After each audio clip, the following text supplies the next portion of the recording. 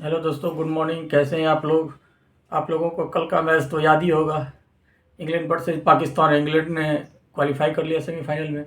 और आप ये समझिए कि कल की इंग्लैंड की क्वालिफाई सेमीफाइनल में करना, इतिहास में अभी तक जितने भी आईसीसी वर्ल्ड कप हुए हैं, हर बार भाई साहब पहुंचा ये इंग्लैंड। मतलब समझिए कि इसे हल्के में नहीं लिया जा सकता। कल भले ही पाकिस्तान ने इंग्लैंड को कुछ देर के लिए पानी तो पिलाया, कुछ देर के लिए नहीं, बहुत हद तक पानी पिला दिया था, लेकिन वही है कि वन साइडेड एक तरफ से हैरी ब्रूक का जलवा जारी रहा। क्योंकि हैरी ब्रूक पाकिस्तान के गेंदबाज को बहुत अच्छे से जानते हैं। पीएसएल में भी उनका जलवा था। तो हैरी ब्रूक तो कहीं ना कहीं है, तो क्योंकि फुटवर्क बहुत चलता है बंदे का। आप देखे हो, जब भी वो खेलता है तो चलता रहता है इधर उधर। जैसे हमारे रॉबिन उत्थप्पा इसी तरीके से बैटिंग करते थे, और हैरी ब्रूक का भी उसी तरीके से मैं देख रहा हूँ। भाई साहब, सोचो आप कि जिस तरह से पाकिस्तान की कल गेंदबाजी में अटैकिंग रही, और एक तरफ से सारे इंग्लैंड के बैट्समैन धाराशाही हो रहे थे स्पिनर्स के अगेंस्ट, वहाँ पे हैरी ब्रूक अकेले काम कर दिया। एक पार्टनरशिप बिल्ड हुआ सैम करन के बीच, और उसके बाद ना जाने कब पाकिस्तान के हाथ से गेंद निकल गया कि लग रहा था 16 से 17 ओवर में गेम खत्म हो जाएगा। बाद में जाके मोहम्मद नवाज वास्तव में काबिल तारीफ, क्योंकि सलमान आगा का जो बॉडी लैंग्वेज था वो इस तरीके से था कि अब जल्दी से इनको रन बनाने दे, हम चलते हैं घर। सब ऐसे ऐसे हो रहे थे, कब तो बचा ही नहीं कुछ भाई। 15-20 गेंद में बनाने हैं 4-5 रन, क्या ही बचे हैं, कुछ नहीं बचे हैं। लेकिन सलमान आगा ने पूरी तरीके से गेम पलट दी भाई साहब। क्योंकि जब इनको चाहिए थी ज़्यादा गेंद में कम रन, विकेट इनके पास ज़्यादा तो था नहीं, क्योंकि मेन मेन जो बल्लेबाज थे वो हैरी ब्रूक के जाने के बाद विल जैक्स थे। लेकिन हाँ, इनके पास ये है कि लास्ट के 8 डाउन तक बैटिंग है, 8 तक बैटिंग है इनके।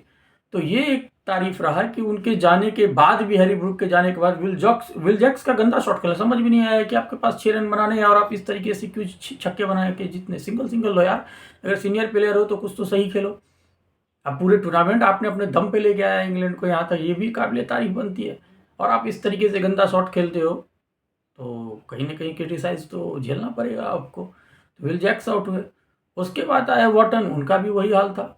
उन्होंने भी सेम शॉट खेला, आगे बढ़ के मारना चाहा और नवाज ने उनको स्टंप कर दिया। फिर ही आगे प्रेशर में जोफ्रा आर्चर, भाई सोचो आप, एक तरफ जोफ्रा आर्चर को आ जाना पड़ा। तब फिर क्या था, जोफ्रा आर्चर तो बॉलर है, उसको तो पता ही नहीं है कैसे मारना है क्या नहीं मारना है, ये सब बल्ले चलाते हैं। जोफ्रा आर्चर का बल्ला अच्छा चलता भी है कभी कभी। और उस तरीके से कल वो इंग्लैंड मैच जीत गई। पाकिस्तान लगभग अब सेमीफाइनल में से बाहर हो चुका है। लगभग, पूर्णतः नहीं, लगभग, लेकिन बाहर हो चुकी है। अब इंग्लैंड का देखते हैं कि दबदबा सेमीफाइनल में क्या पहले की तरह ही रहेगा या अलग रहेगा। क्योंकि कल हमने बहुत कुछ देखा। पाकिस्तान वास्तव में कल अच्छा खेला, लेकिन अच्छा खेल के भी बुरे तरीके से हार गया। अब मैं कहता हूँ क्यों। अब आप सोचिए कि इनके बाबर आजम, मैंने बैनर में डाल रखा है पोस्टर, आप देखो नीचे, बाबर आजम क्या इस स्लो रन रेट के साथ आपके टॉप बैट्समैन है ये, आपके टॉप बैट्समैन है, टॉप क्लास के बैट्समैन है। बाबर आजम और मोहम्मद रिजवान का नाम आता था पाकिस्तान में, ज़बरदस्त तरीके से घर घर में लिया जाता था, हमारे पास बाबर आजम और रिजवान जैसे बैट्समैन है। रिजवान तो चलो बाहर हो गया, बाबर आजम तो ये है। लेकिन बाबर आजम का जिस तरीके के परफॉर्मेंस है, वो कोई भी देख के कहता है प्रभु अब तो बस करो, अब तो बस कर दो, बकस दो यार। कोई भी सीनियर प्लेयर 24 गेंद में 25 रन बना के खेल रहा है। कोई अगर 20 से 25 गेंद खेल के टिका हुआ है as a senior player, junior का नहीं कह सकता, हम में भी धुरंधर है। 25 गेंद खेलने के बाद उनको भी नहीं पता कि कैसे है। लेकिन T20 में 25 गेंद खेलने के बाद आपकी आंखें जम चुकी है।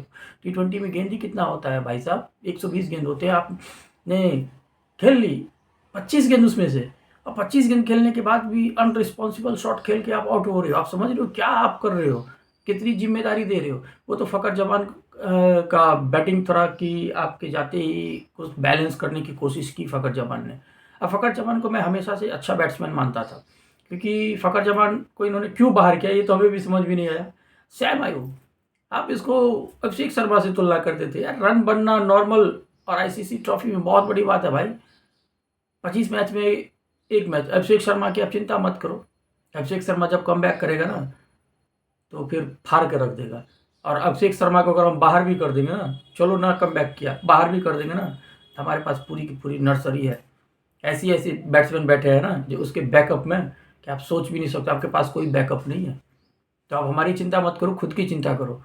रही बात कल सैम आयूब की, बहुत ही घटिया बैटिंग। सलमान आगा, बहुत ही घटिया बैटिंग। अब सोचिए इनके कल कंडीशन कि आप तो पहले टॉस जीतकर बैटिंग लेते हो भाई साहब, अब बैटिंग लेके बाद क्या क्या चूज करते हो। कल इनका फरहान जबरदस्त 50 बनाना, अब इसे कहते हैं कंटिन्यू परफॉर्म करना। ये एक टॉप क्लास के बैट्समैन की क्वालिटी होती है।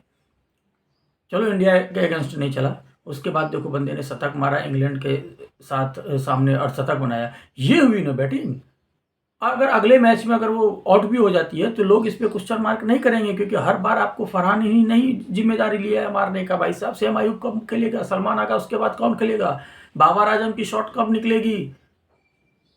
आप सोच रहे हो आपके पास कि हर बार आप सद्दाब पे आते हो, साइन अफरीदी बल्ला चलाए।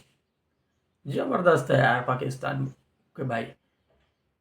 कुछ अपने प्लेयर्स को हिंट दो, समझाओ कि कर क्या रहे हो, कहाँ जा रहे हो। अब देखिए उन्होंने 63 रन बनाए, सैम आयूब 7 गेंद में 7 रन, सलमान आगा 6 गेंद में 5 रन, बाबर आजम 24 गेंद 25 रन, फ़खर जमान 16 गेंद 25 रन, सद्दाब खान 11 गेंद में 23 रन। टोटल इन्होंने जैसे तैसे स्कोर लगाया 164, जो कि लग नहीं रहा था बन पाएगा। अब इंग्लैंड का हाल भी कोई बेहतर नहीं रहा भाई साहब। इंग्लैंड जब आई थी तो फिल सॉल्ट और बटलर जैसे बैट्समैन चल दिए थे, और ज़बरदस्त गेंदबाजी रही कल शाहिन अफरीदी की, बहुत ही अच्छी गेंदबाजी रही पूरे तरीके। लास्ट के ओवर में अगर वो मार खा गया बेचारा, क्योंकि लास्ट ओवर 15 ओवर के बाद जो गेंदबाजी आती है T20 में, वो भाई रिस्क फैक्टर रहता ही है। आप सोच के चलो कि 10 से 20 रन लगभग रन बनने ही हैं, चाहे आप कोई भी गेंदबाज लेके आ जाओ। अगर नहीं बनने दिया तो समझ लीजिए वो गेंदबाज की पूरी क्रेडिट है कि इस टाइम में भी वो बनने नहीं दिया है, मतलब वो वास्तव में पूरी स्किल का इस्तेमाल किया। तो ये कुछ गेंदबाजों के साथ होती है, नहीं तो अधिकतर 10 से 15 रन तो मिनिमम बनते ही हैं। तो लेकिन हम इस ब्याह पे जज नहीं करेंगे कि लास्ट के 1 ओवर में शाहिन अफरीदी की ज़्यादा रन हो गई, लेकिन मैं इस ब्याह पे जरूर जज करूँगा कि स्टार्टिंग में जो 3 विकेट लिया शाहिन अफरीदी ने, बहुत अच्छी गेंदबाजी की, और लास्ट में मोहम्मद नवाज का 2 विकेट जबरदस्त। अब देखिए हैरिन ब्रूक्स शतक, मैं हैरिन ब्रूक को उस समय भी कहा था कि बहुत अच्छा बल्लेबाज है, बहुत ही अच्छा बल्लेबाज है। अब क्या कल खेला यार, दिल खुश कर दिया। एक तरफ आपके सारे जा रहे हैं सिंगल डबल, फिर बीच में चौका चौका, फिर छक्का छक्का, जबरदस्त हैरिन ब्रूक। और स्टैंडिंग परफॉर्मेंस लगा के चौथा आईसीसी शतक बनाया T20 वर्ल्ड कप में। ये भी एक अच्छी बात है कि शतक बन रहे हैं T20 वर्ल्ड कप में लगातार। और उसके बाद देखिए इनके कोई नहीं चले, जॉन बेथॉर्न, टैन बर्टन, सैम करन, विल जैक्स, मैंने बताया कि पार्टनरशिप किया, फिर गंदे शॉट खेल के आउट हो गए, फिर ओवरटर्न आउट। उसके बाद लियम डेप्सन और जोफ्रा आर्चर ने मिलकर जैसे तैसे ये बना के जिता दिया। तो पाकिस्तान भाई कोई बात नहीं इंग्लैंड के साथ, लेकिन आप अगर कहीं ना कहीं मिसफील्ड ना करते, कैच ना छोड़ते, तो शायद ये आपके हाथ में मैच था। इंग्लैंड ने भी करी, लेकिन इंग्लैंड को आपको पता है कि वापसी करना तो जानता है। अगर कैच छोड़ भी दिया, मिसफील्ड कर भी दिया, आप नहीं जानते हो, आप प्रेशराइज हो जाते हो। आप इस चीज़ को मानोगे कि आप में प्रेशर में आ जाते हो और आपसे नहीं संभाल पाती है गेम। वो तो संभाल लेता है, आप नहीं संभाल पाते हो। यही हुआ कि आप इतने अच्छे अच्छे टीम के साथ खेलते हो और आप कैच ड्रॉप करते हो, मिसफील्ड करते हो, तो कहाँ से जीतोगे। अभी आपको बहुत समय लगेगा मेरे हिसाब से आगे आने में। अभी भी मेहनत करिए, अगले वर्ल्ड कप में मिलते हैं आपसे। तब तक के लिए गुड बाय, थैंक यू, अपना ख्याल रखिए।